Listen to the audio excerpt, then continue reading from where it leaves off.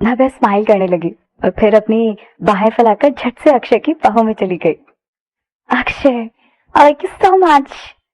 ये कैसे हो गया कि मैं तुम्हें इतना पसंद करने लगी हूँ? अक्षय ने अपना सिर नीचे करके नव्या के चेहरे की तरफ देखा और प्यार से उसके बाल सहलाते हुए पूछा, कुछ कहा तुमने? ऐसा लगा जैसे अक्षय के अलावा कुछ और सुना ही नहीं। अक्षय की बाहों में ही नव्या ने अपना सिर हिलाकर मना किया और स्माइल करने लगी। उसके डिंपल्स दिखाई देने लगे थे। अक्षय से रहा नहीं गया और उसने फिर से नव्या से पूछा, सो सीक्रेटिव, बताओ मुझे क्या कहा तुमने? अक्षय को ऐसा लगा जैसे नव्या ने जो भी कहा था वो सब उसके लिए बहुत इंपॉर्टेंट था और उसे कैसे भी वो बात जाननी है, सुननी है दोबारा। नव्या ने अक्षय की बात का कोई जवाब नहीं दिया। नव्या बस अक्षय के सीने से लगकर अपना हाथ उसके गाल पर रखकर चुपचाप उसे हग करती रही। अक्षय को लगा जैसे नव्या एक छोटी बिल्ली की तरह है और उसका दिल पिघल गया। दोनों कुछ देर तक ऐसे एक दूसरे को हग करते रहे। आखिरकार नव्या ने अपना हाथ छोड़ा और अक्षय के सीने से अपना सिर हटाया और स्माइल करते हुए बोली, चलो चलते हैं, मूवी खत्म हो गई है। अक्षय ने स्माइल करते हुए कहा, खुद को देखो जरा, हंस भी रही हो और रो भी रही हो। इस तरह की फेरी टेल से तुम इतना कैसे इफेक्ट हो सकती हो नव्या? लिटिल मरमेड की कहानी तो छोटी लड़कियों को बहलाने के लिए सुनाई जाती है। ये कहानी देखकर नव्या इतना कैसे रो सकती है? ये बात अक्षय को बहुत हैरान कर रही थी। नव्या तो किसी भी हाल में अक्षय को ये नहीं बताने वाली थी कि कुछ देर पहले उसके दिमाग में क्या चल रहा था, क्योंकि अब नव्या अपने सेंसेस में वापस आ गई थी। उसे भी ये लग रहा था कि वो कितनी बुद्धू है। वो खुद को ऐसी कहानी में क्यों इमेजिन कर रही थी? ये तो बहुत महान बेवकूफी है। दोनों हाथ पकड़कर सिनेमा हॉल से बाहर निकल गए। नव्या की आंखें बहुत सूख गई थी। उसे लगा कहीं ज्यादा रोने की वजह से उसकी आंखें लाल ना हो जाएं। इसलिए उसने अक्षय से कहा, हाँ मैं थोड़ी देर में वॉशरूम से होकर आती हूँ, तुम यहीं पे मेरा वेट करो, ओके? अक्षय ने कहा, ठीक है जाओ। नव्या फिर वहां से वॉशरूम में चली गई। उसने मिरर में खुद को देखा कि आंखें सच में बहुत लाल हो गई थी। अगर वो इसी तरह यहाँ वहां घूमती रहेगी तो वो बहुत एम्बैरेसिंग हो जाएगी। ये तो अच्छा हुआ कि उसे ध्यान आ गया, नहीं तो ये बहुत एम्बैरेसिंग होता। नव्या ने नल चालू किया। नव्या ने अपने दोनों हाथों में पानी लिया और अपना चेहरा धोने लगी। कई बार अपनी आंख और चेहरा धोने के बाद नव्या को थोड़ा अच्छा लगने लगा। आंख धोने के बाद जब नव्या ने आंखें खोली तो मिरर में जो इंसान दिखाई दिया उसे देखकर नव्या डर गई। नव्या जोर से चिल्लाई। नव्या के एकदम से चिल्लाने से बेटी भी डर गई और एकदम से पीछे हट गई। डर से वो भी चिल्लाते हुए बोली, तुम क्यों चिल्ला रही हो? नव्या ने ध्यान से उसे देखा कि वो बेटी है और फिर उसने चिल्लाना बंद कर दिया। नव्या ने गुस्से से बेटी की तरफ देखा और नाराज होते हुए बोली, तुम भूत की तरह मुझे डरा क्यों रही हो? नव्या की बात सुनकर बेटी ने गुस्सा होते हुए कहा, तुम बोल रही हो कि मैं भूत लग रही हूँ, हाँ? नव्या फिर से मिरर की तरफ मुड़ी और नल बंद किया। उसने फिर से मिरर में से बेटी को देखा और मजाक उड़ाते हुए कहा, तुम्हारे आने पर कोई आवाज भी नहीं हुई। अगर भूत नहीं हो तो और क्या हो तुम, हाँ? ऊपर से तुम्हारा चेहरा भूत जैसा सफेद, कोई भी देखकर डर जाएगा। एक्चुअली बेटी बहुत वाइट थी और इस वजह से उसका चेहरा सफेद लग रहा था। इसलिए नव्या मनी मन हंस रही थी। यही सुनकर बेटी को बहुत गुस्सा आ रहा था और वो गुस्से से लाल हो गई। अभी वो सोच ही रही थी कि नव्या को क्या जवाब दूं कि तभी उसने ध्यान दिया कि नव्या की आंखें लाल हैं, जैसे वो अभी रोकर आई है। बेटी तुरंत खुश हो गई और हैरान होकर उसने पूछा, ओ क्या तुम रो रही थी? क्या हुआ? किसी लड़के ने तुम्हें जंप कर दिया और इसलिए तुम छुप छुप कर रोने के लिए वॉशरूम में आई हो? नव्या ने उसे घूर कर देखा और कहा, मैं नहीं, तुम हो जिसे जंप किया गया है। पर बेटी अभी भी बहुत खुश थी। उसे लगा कि खुद को बचाने के लिए नव्या ये सब बोल रही है और उसकी बुरी किस्मत का मजाक उड़ाते हुए बोली, पर तुम कर भी क्या सकती हो, अब बहुत जल्दी ही तुम जंप होने वाली हो। नव्या ने गुस्से में बेटी की तरफ देखा। क्या कहना चाहती हो तुम? बेटी स्माइल करने लगी। ऐसा लगा जैसे उसे कुछ याद आ गया और ऐसे नाटक करने लगी जैसे उसे नव्या की बहुत चिंता हो रही है और बोली, एक बात है पर मुझे समझ नहीं आ रही कि मुझे तुम्हें बतानी चाहिए या फिर नहीं। नव्या ने इग्नोर करते हुए कहा, तो फिर मैं बताओ ना। नव्या जानती थी कि वो कुछ अच्छा तो बोलने वाली है नहीं। जानबूझकर थोड़ा और स्माइल करते हुए बेटी ने कहा, मुझे लगता है तुम्हें बता देना चाहिए। वो हैंडसम सा लड़का जो कल तुम्हारे साथ था उसने मुझे डेट के लिए पूछा है। नव्या ने अपनी आईब्रोज ऊपर करते हुए कहा, ओह। उसके रिएक्शन देखकर बेटी और खुश हो गई और बोली, तुम्हें मेरे ऊपर भरोसा नहीं है? तुम्हें कैसे पता होगा कि तुम हमेशा से ऐसी हो? सारे लड़के एक जैसे हैं। जैसे ही वो कोई सुंदर लड़की देख लेते हैं वो फूल की तरह तुमसे दूर हो जाते हैं और उस लड़की के पीछे पड़ जाते हैं। इसमें तुम्हारी कोई गलती नहीं है। नव्या चुप हो गई। उसे समझ ही नहीं आ रहा था वो आगे क्या कहे। सोल की तरह दूर चले जाते हैं। क्या ये लड़की अक्षय के बारे में बात कर रही है?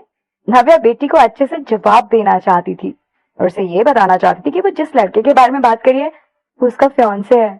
पर चाहे कुछ भी हो जाए वो किसी और लड़की के पास नहीं जाने वाला है। ऐसी बात नहीं है कि नव्या को अक्षय के मेल इंस्टिंक्ट पर बहुत भरोसा था, पर वो बेवकूफ नहीं थी। अक्षय बहुत ही रईस घर से था और बचपन से लेकर आज तक वो हर तरह की लड़कियों से मिल चुका है। हालांकि बेटी काफी प्रिटी थी, पर इतनी भी प्रिटी नहीं थी कि अक्षय उससे इम्प्रेस हो जाए। ऐसी बातें बस बेटी जैसी बेशर्म लड़कियां ही बोल सकती हैं। नाव्या ने पेपर टाल खींचा और अपने हाथ पोंछने लगी। उसने बेटी की तरफ देखा और कहा, टॉयलेट जैसी जगह में सपने देखना अच्छी बात नहीं है, नहीं तो उन सपनों में से भी बदबू आने लगती है। नाव्या ने गुस्से में पेपर टॉवल डस्टबिन में फेंक दिया और बेटी की तरफ उंगली दिखाते हुए शांति से बोली, मैं जा रही हूँ, गुड बाय। नव्या जाने के लिए जैसे ही पीछे मुड़ी, बेटी ने उससे कहा, नाव्या, तुम्हें मेरी बात पर यकीन नहीं हो रहा है ना? ठीक है, मैं तुम्हें ये प्रूफ करके दिखाऊंगी कि उसका दिल अब मेरे पास है। नव्या चुपचाप वहां से निकल गई और अक्षय के पास आ गई। अक्षय ध्यान से नव्या की तरफ देख रहा था, जैसे कि वो उसे अच्छे से एग्जामिन कर रहा हो। नव्या को देखते अक्षय ने पूछा, क्या बात है, क्या हो गया तुम्हें? नव्या अपना हाथ फोल्ड करके खड़ी हो गई और अक्षय से पूछा, आज सुबह तुम बेटी से क्या बात कर रहे थे? क्या अक्षय ने सच में बेटी को डेट पर चलने के लिए पूछा है? ऐसे तो नव्या को बेटी की बात पर भरोसा नहीं था। उसे अच्छे से याद था कि अक्षय ने उसे कहा था कि वो बेटी को सबक सिखाना चाहता है और पनिश भी करना चाहता है। इसका मतलब उसने सच में बेटी को डेट के लिए नहीं पूछा होगा। अक्षय ने वॉशरूम की डायरेक्शन में देखा, फिर उसने देखा कि वॉशरूम में से बेटी आ रही है। बेटी ने देखा कि अक्षय उसकी तरफ ही देख रहा है। बेटी ने अक्षय को देखकर स्माइल किया और उसे फ्लाइंग किस भी दिया।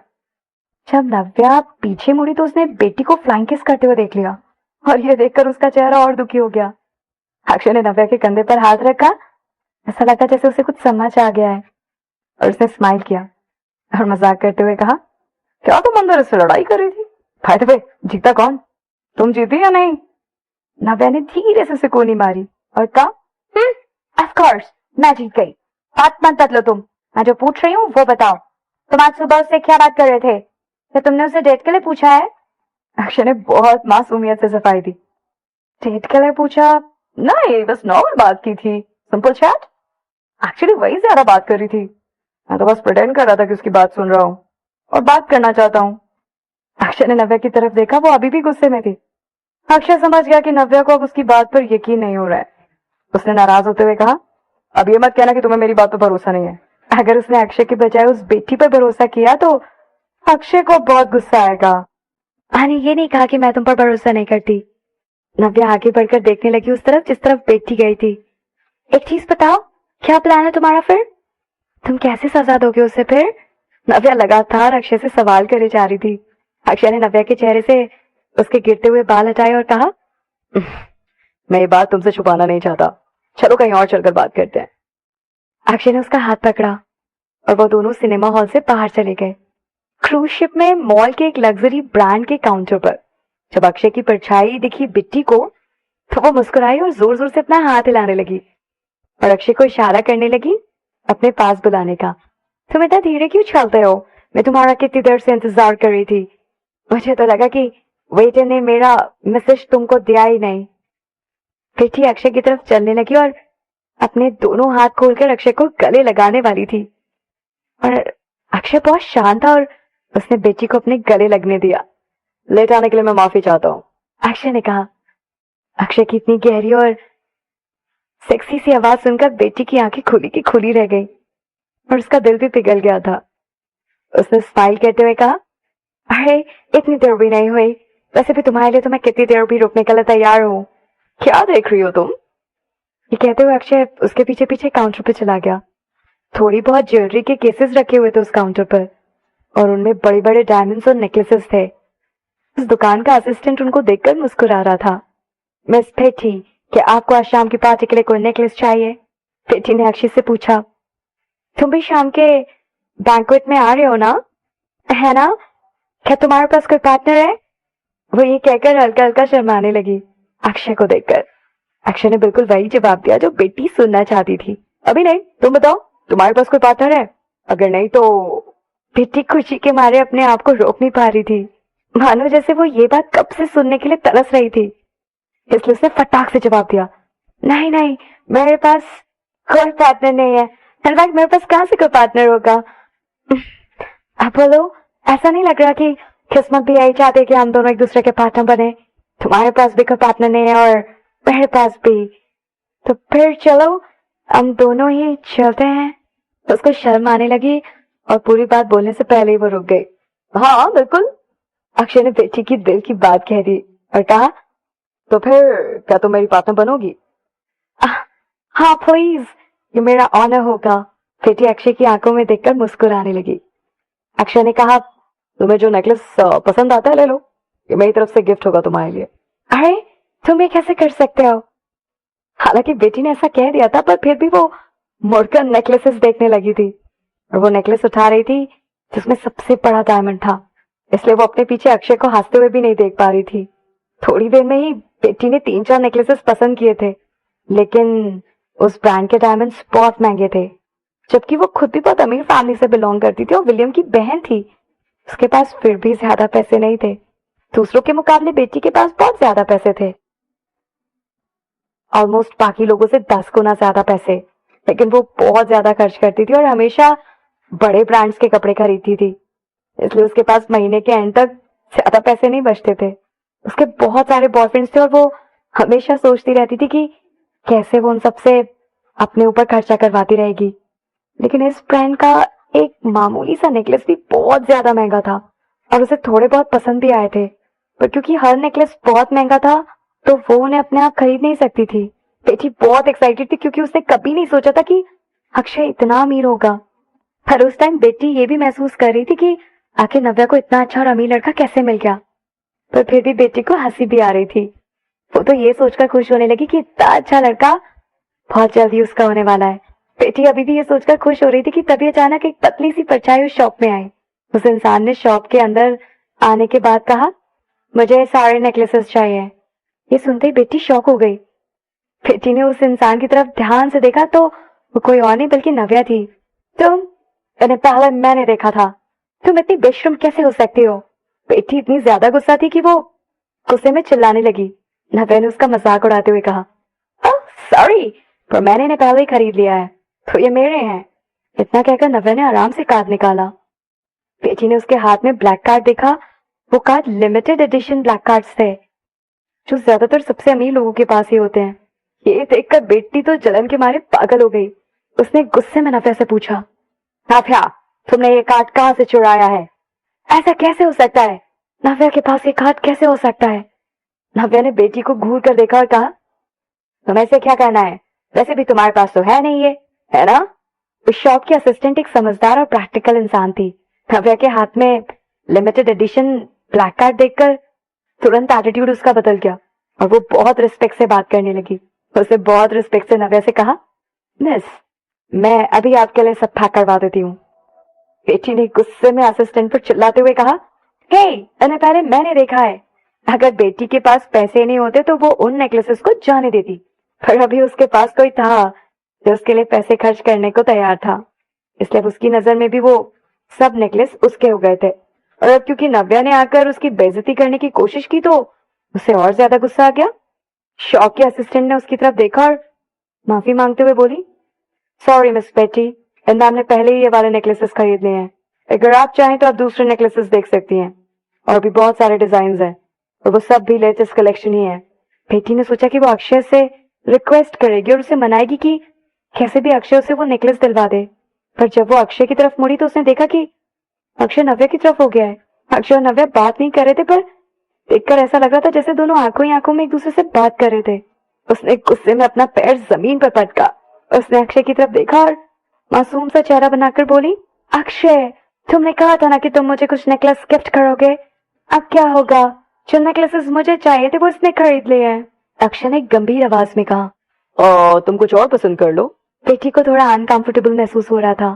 बेटी ने देखा कि वो कितने प्यार से नव्या की तरफ देख रहा था, पर जैसे ही उसकी नजर बेटी पे पड़ी तो वो गुस्से में क्यों देखने लगा और उसके देखने का नजरिया ही बदल गया।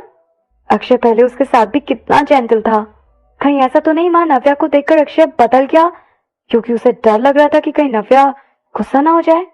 नव्या को दिखाने के लिए बेटी जानबूझकर जाकर अक्षय का हाथ पकड़ना चाहती थी और उसे हक करना चाहती थी। जब बेटी ने अक्षय की तरफ हाथ बढ़ाया तो नव्या ने उसे घूर कर देखा और गुस्से में बोली, बेटी क्या करने की कोशिश कर रही हो तुम? बेटी ने अपना चिन्ह ऊपर किया और घमंड से बोली, this is none of your business. ऐसे भी इतने सारे नेकलेसेस का तुम खड़ोगी क्या? आज रात की पार्टी के लिए अक्षय ने मुझे अपना पार्टनर चुना है। ये सारे नेकलेस लेकर रूम में बैठकर देखती रहना है इन्हें। ओह, नव्या की नजर बेटी से हटकर अक्षय पे गई और उसने कहा, ऐसी बात है? अक्षय ने नव्या की आंखों में देखा और हल्का सा मुस्कुराते हुए कहा, नहीं तो बिल्कुल नहीं। बेटी सुनकर हैरान हो गई। बेटी के चेहरे के रंग उड़ गए। पर उसने पहले कहा था कि नव्या ने फिर से अक्षय से कहा, तो क्या ये नेकलेस जो मैंने अभी खरीदे है इनका यूज है मुझे? अक्षय अभी भी प्यार से नव्या की तरफ देख रहा था और धीरे से कहा, अगर ये यूजलेस भी है तो कोई फर्क नहीं पड़ता। तुम्हारा मन करे तो इन्हें पहनो, मन करे तो इनसे खेलो, जो तुम्हारा मन करे तुम वो करो। ये सुनकर बेटी के चेहरे का रंग उड़ गया। क्यों? अक्षय क्या कहना चाहता था?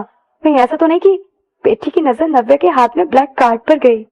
नव्या को पता था कि वो क्या सोच रही थी, इसलिए वो जानकर मुस्कुराने लगी और कहा, बेटी तुम्हें जानना था ना कि ये कार्ड मुझे कहाँ से मिला?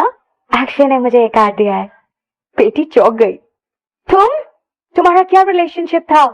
अगर अक्षय हमेशा से उसी के पीछे था और वो दोनों अगर सिर्फ बॉयफ्रेंड और गर्लफ्रेंड ही थे तो फिर अक्षय उसको इतना इंपॉर्टेंट ब्लैक कार्ड क्यों देगा यूज करने के लिए?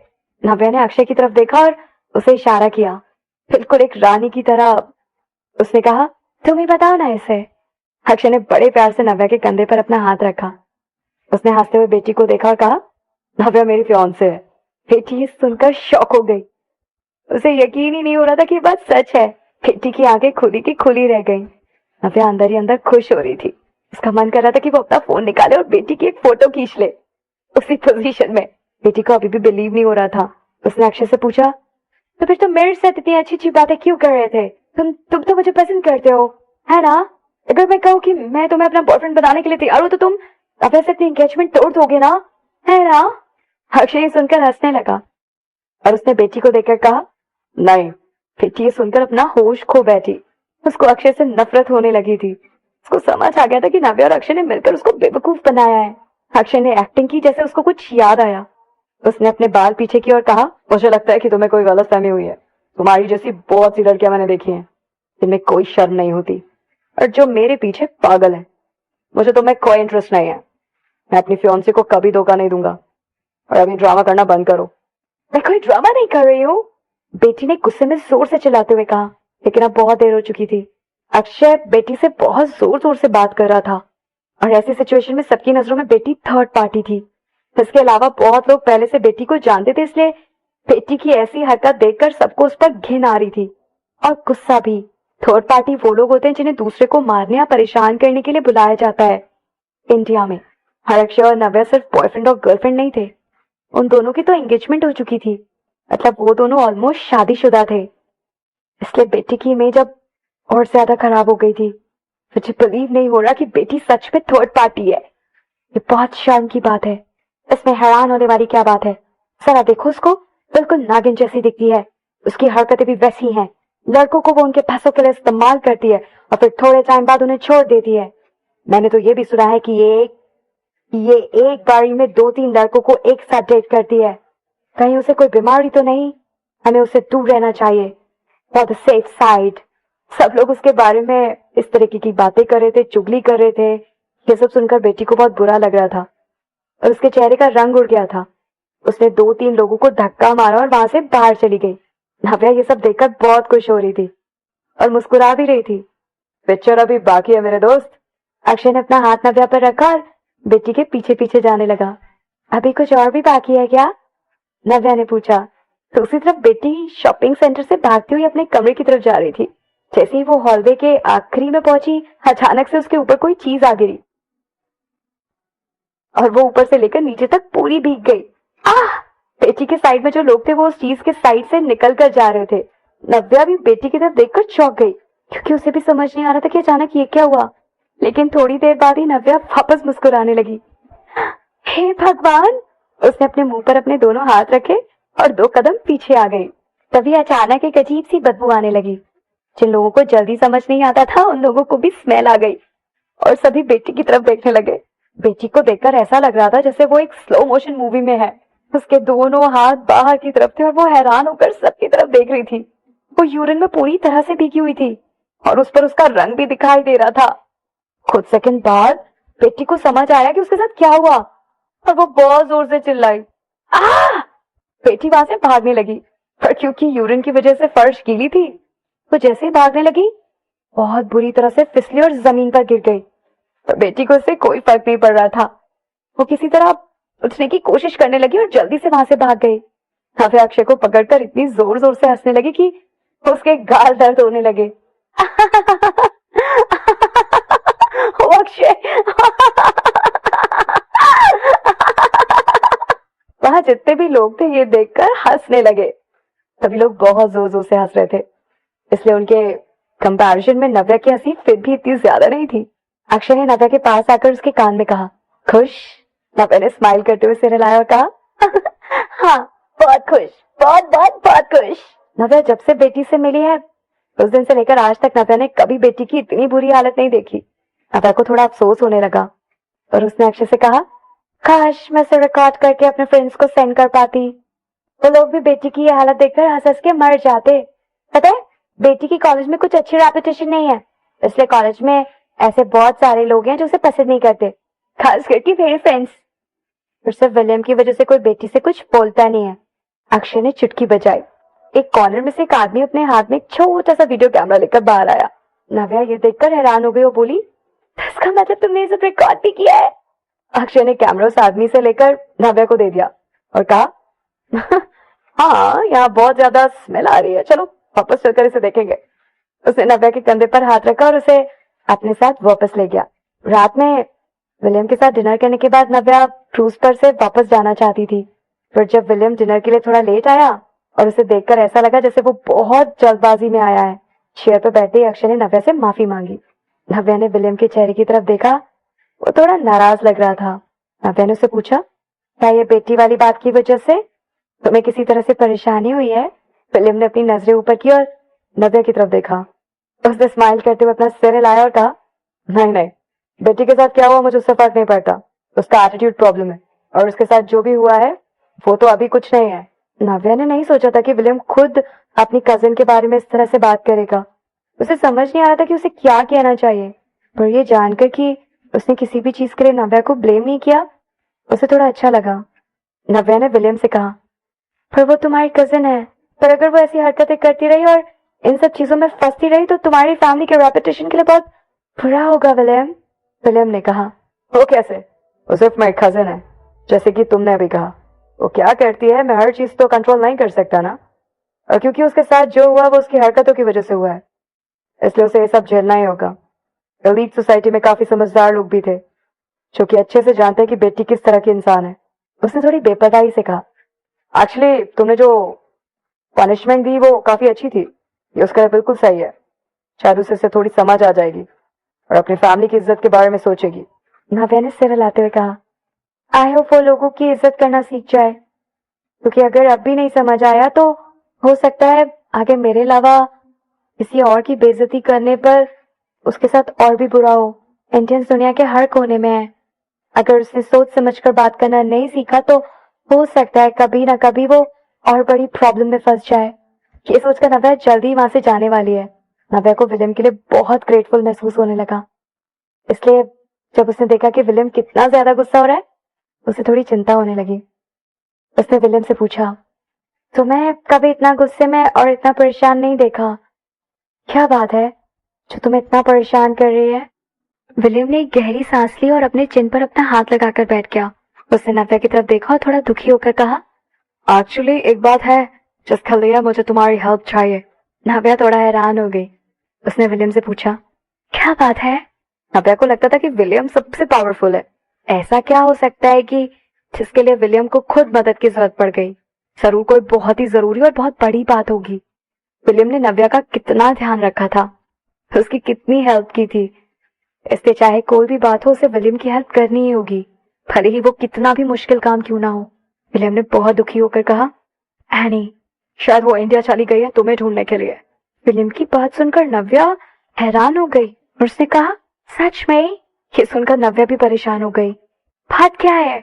क्या तुम श्योर हो कि वो इंडिया में है और वो मुझे ढूंढने क्यों गई है? विलियम ने सिर हिलाते हुए कहा, ये बात सच है। जब तुम इंडिया चली गई थी तो तुम्हारे जाने से एनी बहुत दुखी हो गई थी। उसे हमेशा से इंडिया बहुत पसंद था और वो वहां घूमना जाना चाहती थी, और मैं इतना बिजी था कि मैं खुद से उसे इंडिया नहीं ले जा पाया। इसे वो खुद 2 दिन पहले यहाँ से चले गई और उसने मुझे कुछ नहीं बताया, ना ही किसी और को। विलियम ने सिर पर हाथ लगाकर अपनी बहन के बारे में बातें करना शुरू कर दिया। ऐसा लग रहा था जैसे वो बहुत दुखी है और उसे कुछ समझ नहीं आ रहा कि वो क्या करे। पर उसकी नजरों में अभी भी बहुत नरमी थी। नव्या अच्छे से जानती थी कि विलियम एनी से कितना प्यार करता है। एनी अपनी पूरी फैमिली में सबसे लाडली है, और अब क्योंकि एनी बिना बताए किसी और कंट्री में चली गई है, वो भी अकेले, इसलिए विलियम का परेशान होना तो जाहिर सी बात है। पर विलियम को इंडिया के बारे में ज्यादा पता नहीं था। वैसे भी इंडिया एक बहुत बड़ी जगह है और वहां एक अनजान जगह में एक इंसान को ढूंढना फूसे के ढेर में सुई ढूंढने के बराबर है। भले ही विलियम की फैमिली अमेरिका में बहुत इन्फ्लुएंशियल थी, पर वो लोग इंडिया में कुछ नहीं कर पाएंगे, इसलिए उसे नव्या से मदद मांगनी पड़ी।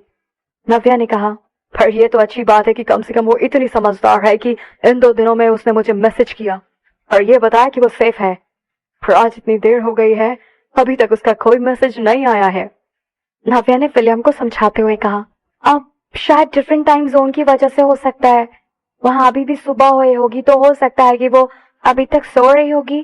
तो फिर भी तुम परेशान मत हो, मैं जल्दी इंडिया के लिए निकल रही हूँ और वहां जाती उसके बारे में पता करती हूँ। नव्या की बात सुनकर विलियम को थोड़ी तसल्ली हुई और बोला, ठीक है, फिर मैं तुम्हें छोड़ देता हूँ। डिनर करने के बाद अक्षय ने प्लेन तैयार करने के लिए कहा। वो लोग क्रूज शिप से अब कपूर रेजिडेंस जाने वाले थे। नव्या ने प्लेन के लैंडिंग पैड के बाहर खड़े होकर विलियम की तरफ देखा। वो विलियम के पास गई और जाकर उसे हक करके कहा, थैंक यू विलियम। विलियम ने भी अच्छे से नव्या को गले लगाया और कहा, इंडिया जाने के बाद तुम भी ध्यान से रहना, देखना तुम्हारा फियांसे तुम्हें ज्यादा कंट्रोल करने की कोशिश ना करे। नव्या ने घमंड से अपना चेहरा ऊपर करते हुए कहा, ऐसे कब से होने लगा? हमेशा से मैं उसे परेशान करती हूँ और अपनी जिद मनवाती हूँ। विलियम ने स्माइल करते हुए नव्या के गले के पास हिक्की के निशान की तरफ इशारा करते हुए कहा, तुमने अभी तक ध्यान नहीं दिया, तुम सुबह से ये हिक्की लेकर घूम रही हो। नव्या ये सुनकर हैरान हो गई और अपने गले पर हाथ लगाते हुए बोली, हिक्की? What Hickey? जिस तरह से विलियम देख रहा था और स्माइल कर रहा था, नव्या समझ गई कि वो क्या कहना चाहता है और उसे याद आ गया कि सुबह वो कैसे उठी थी। अक्षय? क्यों? उसने गुस्सा होते हुए कहा। नव्या गुस्से में अक्षय के पास गई। उसका मन कर रहा था कि वो अक्षय को बहुत जोर से मारे। अक्षय ने विलियम की तरफ देखा और अपने लंबे हाथों से नव्या को पकड़कर उसे अपने पास खींचा और अपना चेहरा झुकाकर नव्या के लिप्स पर किस किया। अक्षय के अचानक इस तरह विलियम के सामने किस करने से नव्या हैरान हो गई। अक्षय ने किस करने के बाद नव्या की आंखों में देखा और स्माइल करते हुए कहा, लेट्स गो वाइफी, हम घर जा रहे हैं। अक्षय और नव्या दोनों आराम से हेलीकॉप्टर में बैठ गए। उसका ब्लेड धीरे धीरे घूमना शुरू हो गया, जिसकी वजह से चारों तरफ जोर से हवा का झोंका आ गया। हेलीकॉप्टर धीरे धीरे ऊपर जाने लगा। हेलीकॉप्टर के ऊपर से नव्या विंडो से झांककर लगातार विलियम को बाय कर रही थी। जब हेलीकॉप्टर हवा में काफी ऊपर चला गया, तब जाकर नव्या ने विलियम को बाय करना बंद किया। नव्या जिस तरह से विलियम को बाय कर रही थी, वो देखकर अक्षय को जेलसी होने लगी।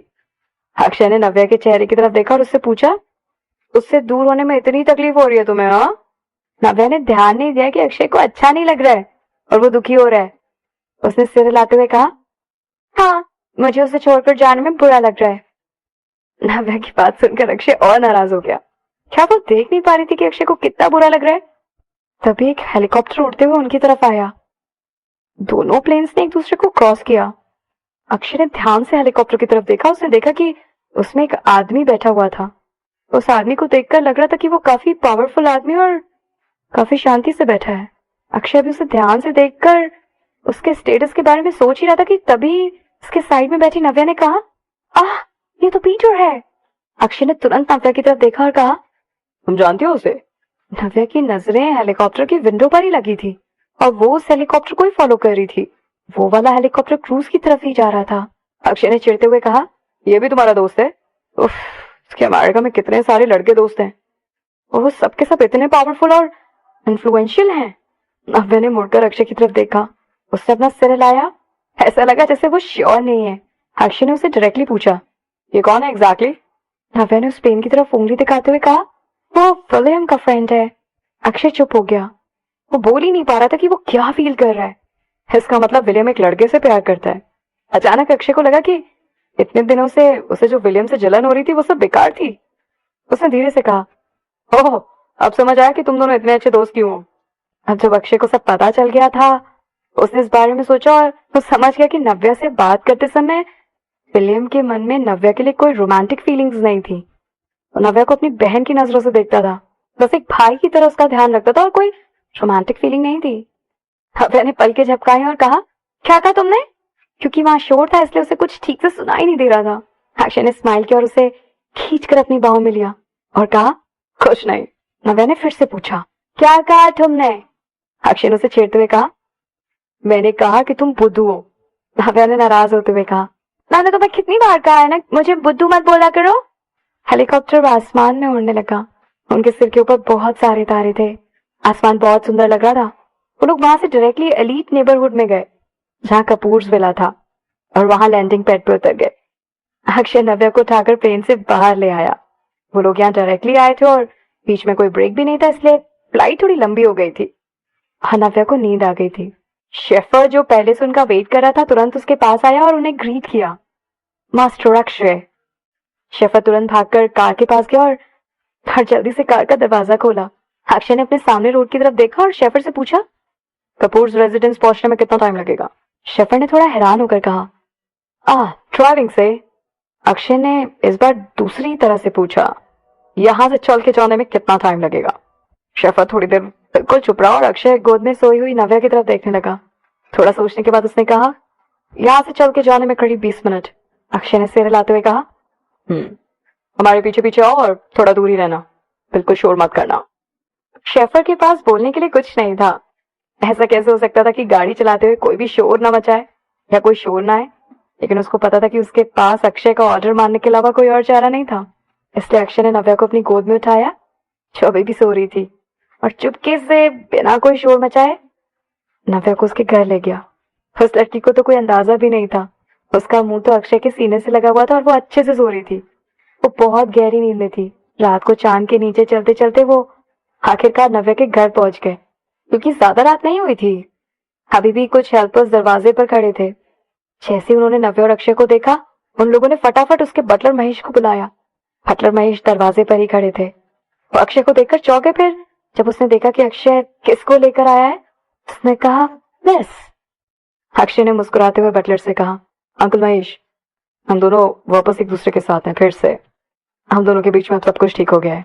कमरे के अंदर अक्षय ने बड़े ध्यान से नव्या को बेड पे लिटाया और उसको एक ब्लैंकेट उड़ाया। वो खुद कारपेट पर बैठ गया। बेड के साइड से वो नव्या को घूरने लगा। उसी वक्त नव्या के पापा कमरे के अंदर आए और उन्होंने अक्षय को एक इशारा किया। अक्षय फटाफट खड़ा हो गया, उनकी बात मानी और उनके पीछे पीछे कमरे से बाहर चला गया। फादर इन लॉ, अक्षय ने नव्या के पापा को आवाज लगाई। उन्होंने अक्षय की तरफ देखा और कहा, वापस लो जो तुमने अभी कहा। नव्या ने मुझे पहले बताया था कि वो तुमसे अपनी एंगेजमेंट तोड़ना चाहती है। अक्षय ने घबराते हुए कहा, मैं नव्या से अपनी एंगेजमेंट नहीं तोड़ूंगा।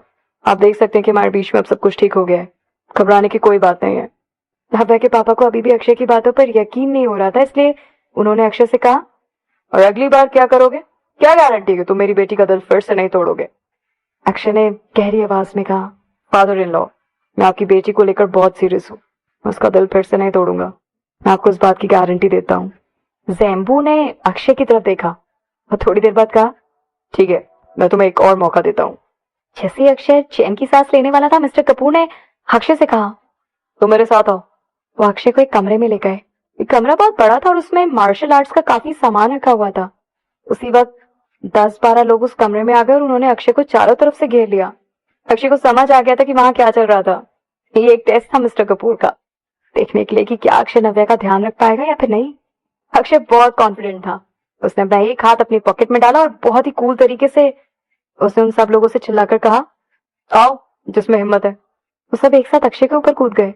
उन सबके एक्सप्रेशन देखकर कोई भी बता सकता था कि वो सब एक्सपर्ट्स थे, लेकिन अक्षय भी किसी से कम नहीं था। उसने उन सबसे जमकर मुकाबला किया।